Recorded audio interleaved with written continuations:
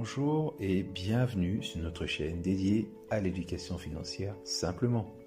Les moyens, la richesse, la monnaie, le cash, le beurre, le pactole, l'oseille, la ferraille, le liquide, le blé sont autant de mots qui sont utilisés selon les circonstances et les personnes avec qui nous discutons. Combien ça coûte? Tu me le fais à combien? C'est trop cher. Il n'y a pas moyen de négocier. L'argent ne fait pas le bonheur. Difficile de compter le nombre de fois qu'on a entendu ces expressions. Tout ça pour nommer une seule et même chose, l'argent. Acheter du pain, des baskets, des bijoux, des fournitures, de l'essence, des cigarettes, une maison ou même un jean sont des actes que nous réalisons dans notre vie de tous les jours. Et le système d'ailleurs dans lequel on vit tourne autour de l'argent. Ça fait partie de notre vie courante, un peu comme respirer, manger ou dormir. On ne se pose même plus trop de questions, sauf bien sûr quand il faut sortir de sa poche. Mais derrière l'argent et ce qu'il provoque comme émotion, est-ce que vous vous êtes déjà posé la question de savoir comment est-ce qu'il est créé? Dans cet épisode, on va s'intéresser à la monnaie, ses origines et aux acteurs qui ont permis de participer au processus de création de la monnaie. On va parler de l'histoire de la monnaie dans cette vidéo. On va préciser les mécanismes qui expliquent le comment et le pourquoi est-ce que l'argent a commencé à circuler de main à main et de compte en banque à compte en banque. C'est parti. Comment est-ce qu'on peut définir dans un premier temps la monnaie? Quelle que soit sa forme, les spécialistes de l'économie s'accordent à penser que la monnaie est un instrument qui permet de réaliser trois fonctions principales. 1. C'est un moyen d'échange, c'est-à-dire un outil de transaction. Il peut s'échanger contre un produit ou un service. 2. C'est un type de mesure. Il sert d'unité de compte qui permet de préciser le prix des services et des biens. 3. C'est une réserve de valeur, c'est-à-dire un actif détenu qui peut être gardé pour un usage ou non dans l'avenir. Deux formes de monnaie existent, à savoir la monnaie fiduciaire et la monnaie scripturale. La monnaie fiduciaire, c'est la monnaie qui est émise sous forme de pièces métalliques et de billets de banque. C'est tout ce que vous retirez en fait d'un distributeur de billets, de banque et les paiements que vous faites en cash. La monnaie scripturale, quant à elle, c'est l'inscription du montant des avoirs en compte chez le banquier. En fait, ce sont les dépôts qui sont constitués dans les comptes, tout ce que vous avez.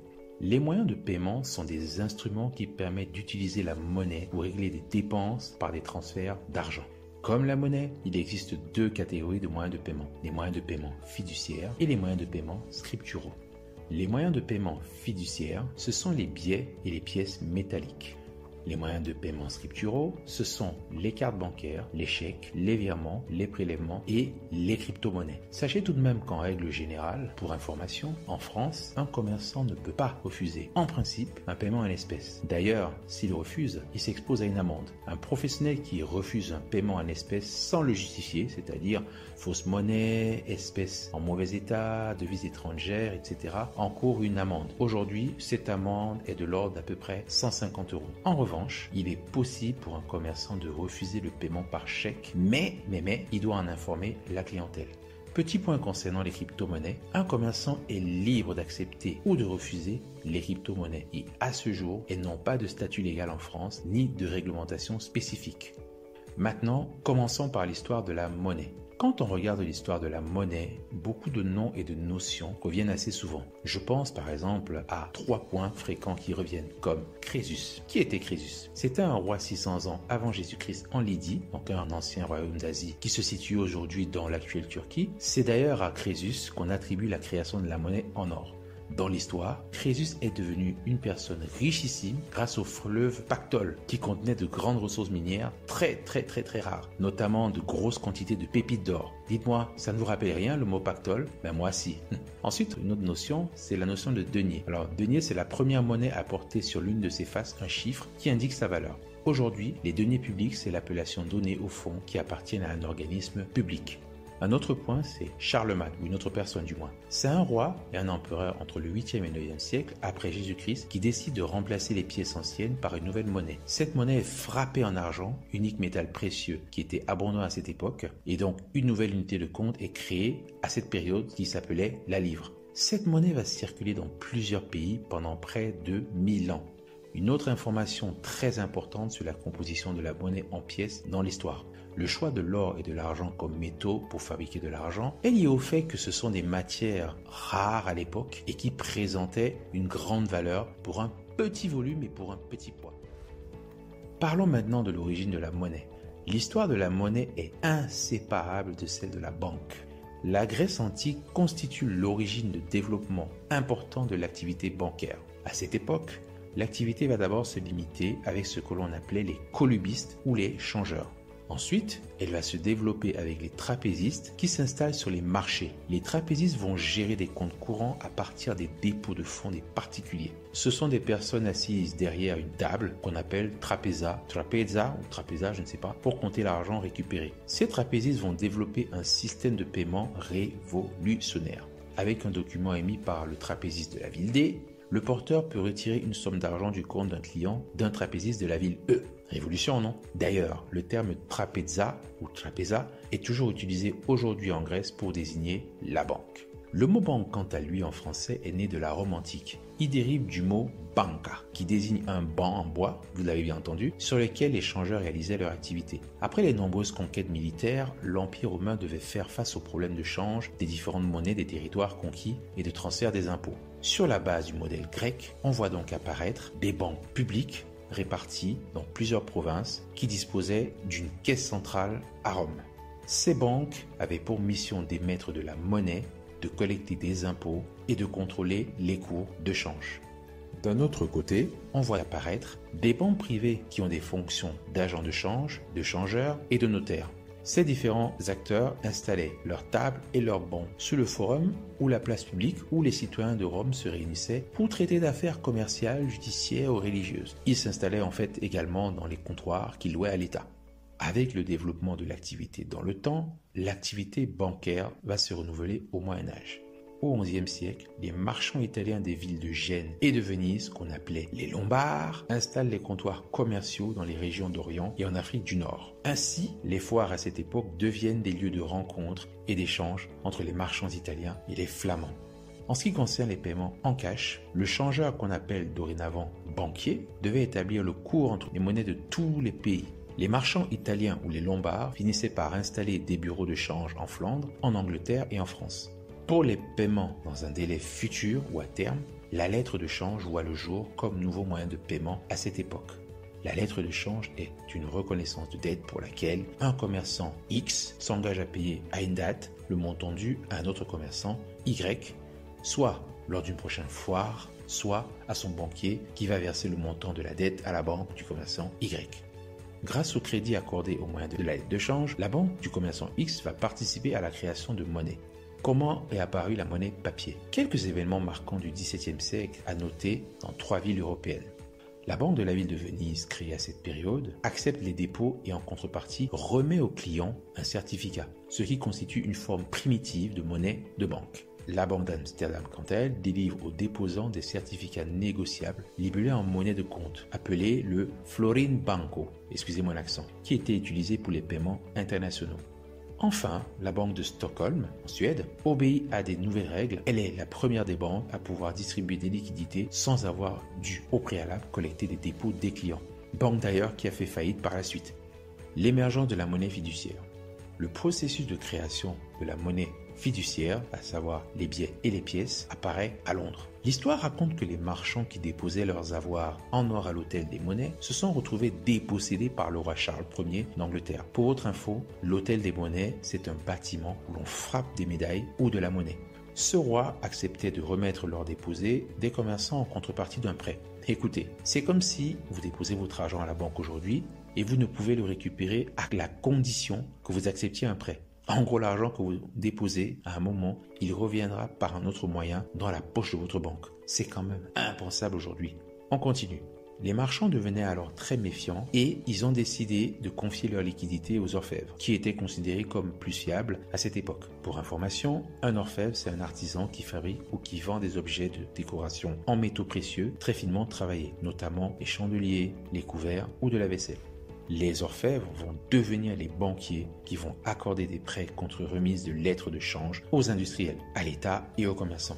Par ailleurs, ils vont faire évoluer considérablement les techniques bancaires. Voyons maintenant la banque comme créatrice de monnaie. Avec le développement de la monnaie fiduciaire, les banquiers orfèvres de Londres remettaient des certificats billets en contrepartie de l'or qu'ils recevaient en dépôt des marchands.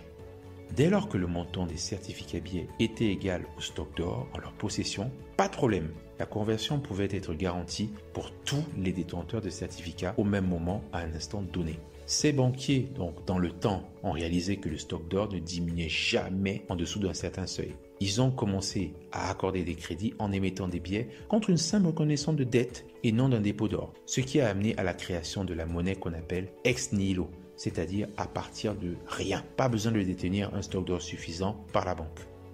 Posséder une réserve d'or équivalente à un même niveau de certificat est devenu inutile puisqu'il était peu probable que les déposants retirent la totalité de leurs avoirs tous au même moment. Par conséquent, plutôt que de conserver cet or et cet argent qui dorment, mieux vaut le faire fructifier, n'est-ce pas?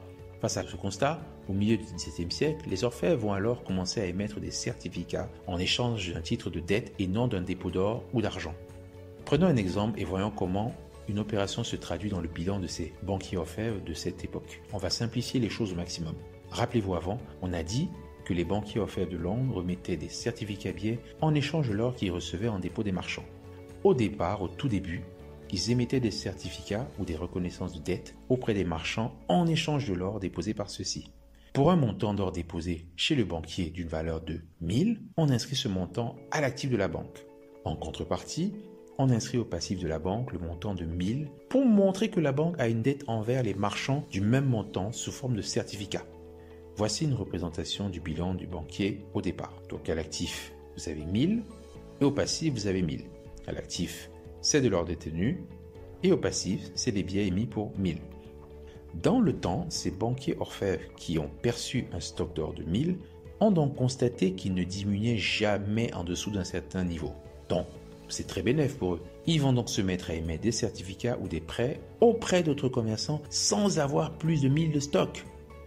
Après de longues périodes d'observation, ils se rendent compte, donc ces banquiers, que la demande de retrait des marchands qui ont les dépôts chez eux ne représente environ que 20% des certificats émis en général. Et qu'est-ce qu'ils vont faire dans ce cas-là? Ils vont s'assurer qu'ils ont au minimum 20% du montant des certificats émis en réserve au cas où les marchands viennent demander leurs sous. Dans cette optique, le montant maximum des prêts en certificat que peut émettre le banquier orfèvre est de 1000 divisé par 20, soit 5000. Tous les billets excédentaires aux 1000 en stock d'or, soit 5000 moins 1000, 4000, seront remis à d'autres marchands sous forme de prêt. Pour la banque, qu'est-ce qui se passe au niveau du bilan?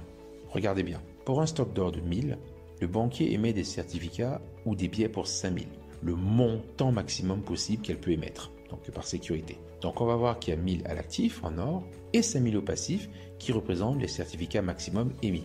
Pour équilibrer l'actif, on va intégrer les 4000 qui correspondent au supplément prêté au marchand, mais que la banque ne possède pas. La banque a alors 1000 en or et une créance de 4000 auprès de ses clients, les marchands. Il y a un équilibre entre l'actif et le passif. Elle a créé 4000 plus sous forme de prêt alors qu'elle ne possède pas cet argent.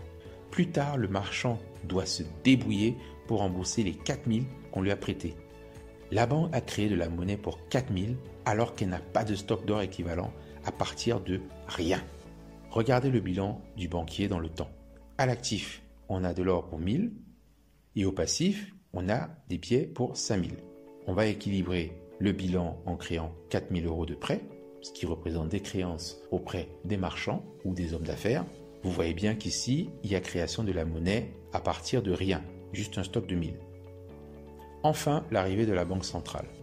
La Banque centrale est née dans un contexte de faillite de plusieurs banques. Celle-ci est alors chargée, lorsqu'elle est créée, d'une mission d'intérêt public et on la qualifie en général de banque de premier rang comparée aux autres banques commerciales qu'on qualifie de second rang. Nous verrons dans une prochaine vidéo le rôle de la Banque centrale au sein du système monétaire. J'en ai terminé pour aujourd'hui. Nous sommes arrivés au terme de cette vidéo. J'espère que vous avez appris des choses sur l'histoire de la monnaie. Nous présenterons dans un prochain épisode les acteurs de la création de la monnaie de nos jours, aujourd'hui. Dites-nous en commentaire ce que vous avez pensé de la vidéo et posez toutes vos questions. Restez connectés et je vous dis à très bientôt.